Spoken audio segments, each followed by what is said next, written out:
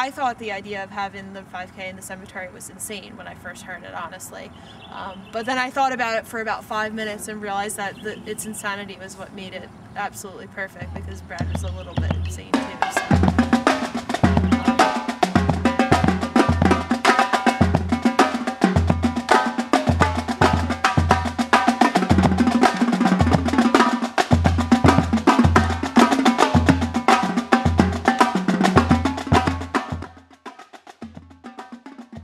Music just emanated from him. He could pick up any instrument. He literally plays the didgeridoo.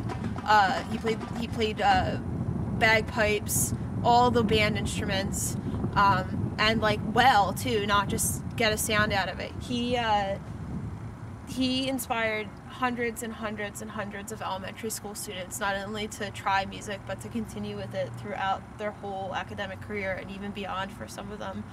The shy kids like me that didn't want to try out for solos, those were the kids that he targeted to make sure that they tried out for the solos.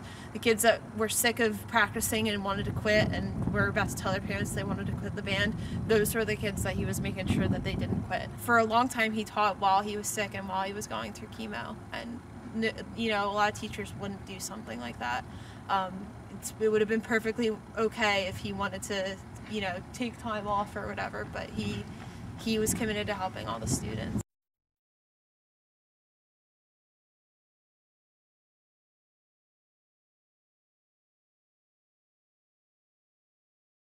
If I remember correctly, he was actually the longest lasting survivor of his specific type of cancer in the whole world.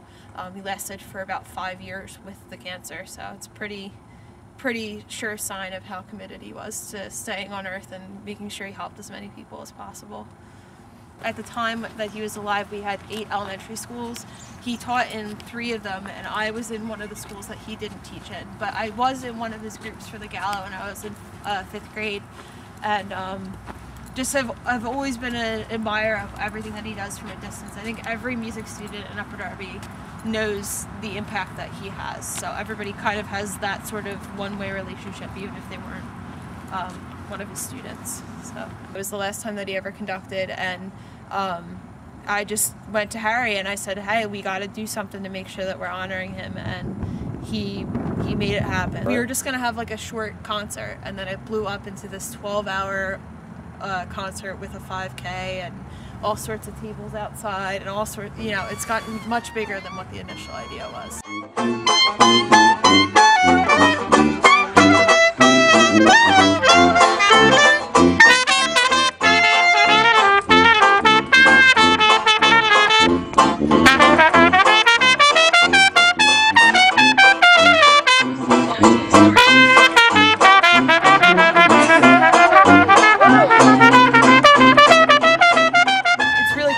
This whole cemetery is surrounded by the main roads of Upper Darby State and Lansdowne Avenue.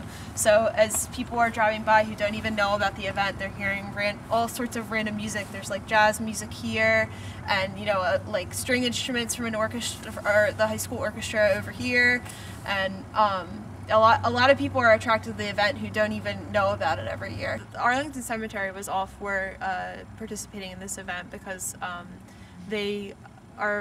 they're all about the community. Like, it sounds weird because when you go to a cemetery it's just all dead people, but they're all about the whole picture, the whole family, and the whole town. His idea was that he wanted to make sure that he helped a small group of people in a huge way, rather than just giving everybody a $50 stipend or whatever to go have your first music lesson free. He really wanted to make sure that their kids' lives were changed by what we did, and I really think that especially since he guided us before he died and what he wanted for this organization, I think that he would be extremely proud of what we've come up with.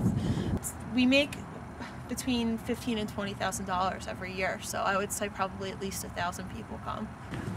We take the money and we put them into private lessons for all the most committed music students of Upper Darby School District, and we also buy musical instruments for the classroom, so that way, even if a kid can't afford to rent or buy an instrument, they have that opportunity to be in the music program. We refer to it kind of as a celebration of life for Brad. So right here is Brad Shaner's trumpet. It's part of his gravestone. We want to make sure that Brad has his trumpet with him. And we actually have the 5K right along with him. He gets to witness everything. I think he'd be really happy, and I think he'd be shocked and pleased at how much we've accomplished just in a few short years. I really am shocked about it, so I know he would have been too. It's really amazing how much progress we've made.